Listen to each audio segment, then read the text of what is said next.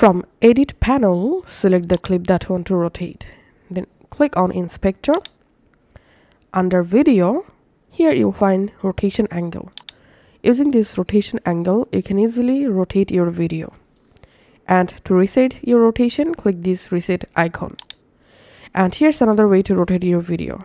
Select the clip and click on this drop down, select transform, and using this handle, you can also rotate your video just like this.